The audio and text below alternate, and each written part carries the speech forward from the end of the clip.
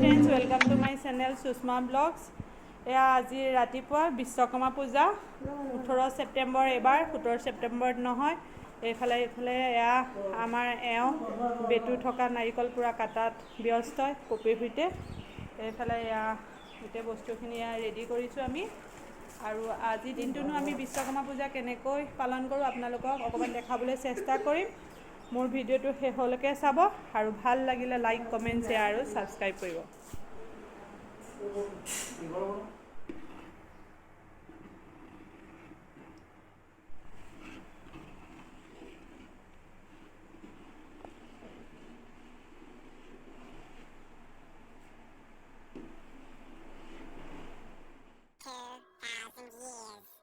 হাই friends, এয়া মই বিশ্বকৰ্মা পূজাৰ বাবে চেম্বাৰলৈ যাবলৈ এয়া ৰেডি হ'লোঁ। অলৰেডি এওঁলোক এয়া গ'লেই পপীক লৈ পেলাই, বস্তুখিনি লৈ পেলাই। মোৰ অকণমান ঘৰত কাম আছিল, সেইখিনি কৰি পেলাই এয়া মই আজৰি হৈ ওলাইছোঁ। আৰু এতিয়া সময় 9:30 হ'ল। পৰহিটো সোনকালে আহিব। আকৌ দিনটোনো আমি কেনেকৈ কটাওঁ আপোনালোকক অকণমান দেখাবলৈ চেষ্টা কৰিম। আপোনালোকে মোৰ ভিডিঅ'টো শেষলৈকে চাব বুলি আশা ৰাখিলোঁ। আমাৰ খোজকাঢ়ি আহি আছোঁ। আমাৰ পূজা ৰেডি হৈছে পূৰা, কিন্তু কল হেৰি কৰিব লাগে, কাটি দিব লাগে কলখিনি।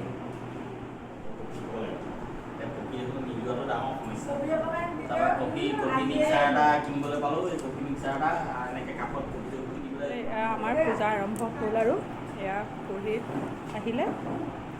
এইফালে এয়া ঘৰৰ মানুহ সকলো ৰেডি পূজাত বহিবৰ কাৰণে।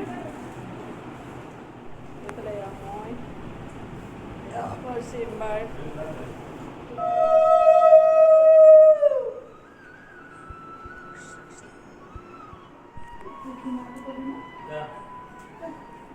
অঁ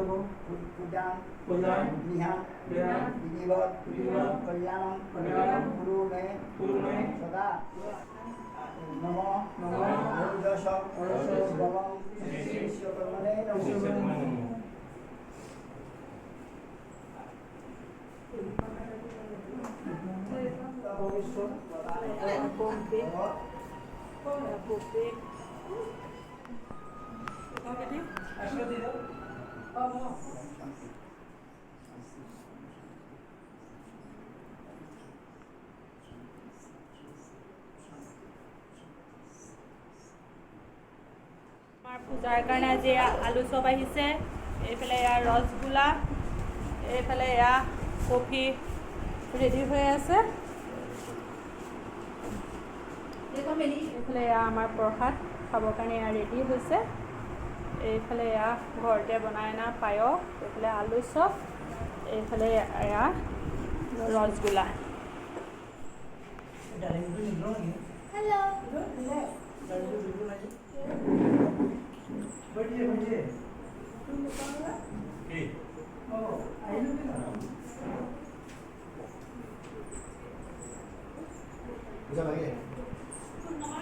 হাহি ইমান ধুনীয়াজনী লাগিছে। ভালো চোৱা ডেণ্টাল ডক্টৰ দিয়ে নহয়।